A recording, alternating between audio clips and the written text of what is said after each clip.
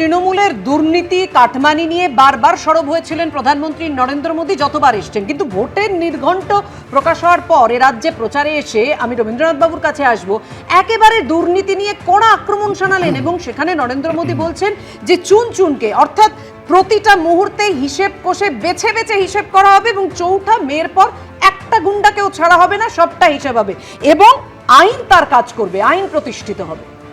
দেখুন, চুন চুনকে হিসাব তো গত 10 বছর ধরে আমরা দেখছি যে একটা একটা করে যদি আপনি হিসাব করেন যে কিভাবে আর্যিকর বন্ধ হয়ে গেছে, কিভাবে এই যে কথা প্রধানমন্ত্রী বললেন ওই শিক্ষকদের চাকরির দুর্নীতি অনন্তকাল ধরে চলে যায় এবং কোনো জায়গায় সিবিআই, ইডি, এনআইএ কিছুই করে না।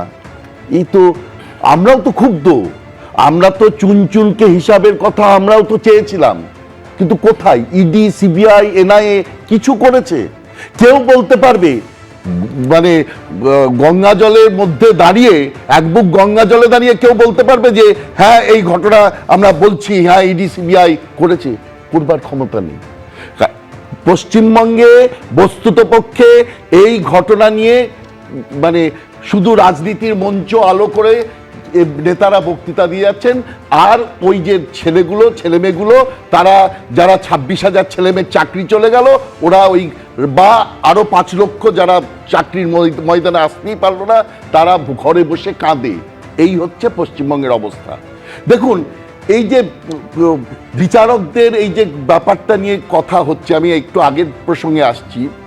আজকেই হয়েছে, ট্রাইব্যুনাল বলেছে এবং টি সিবগানমের বেঞ্চ বলেছে, মানে ট্রাইব্যুনাল বেঞ্চ বলেছেন যে মমতাব হোসেন ফরাক্কার কংগ্রেসের যিনি প্রার্থী, তার সম্ভাব্য প্রার্থী, তাকে নাম বাদ দিয়ে দেওয়া হয়েছিল এবং টেকনিক্যাল রিজন জানাতে বলা হচ্ছে, রিজন জানানো হয়নি।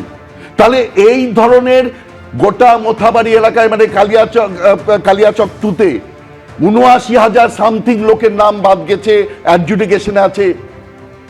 শুধু মোথাবাড়ি ওই যে গ্রাম পঞ্চায়েত, সেখানে 700 জনের মধ্যে 707 জনের মধ্যে 300 জনের নাম নেই। ছেলের নাম আছে, বাবার নাম নেই, মায়ের নাম নেই। তো লোকগুলো তো ক্ষোভটা তো যুক্তিসঙ্গত। এবিপি আনন্দ, এগিয়ে থাকে, এগিয়ে রাখে।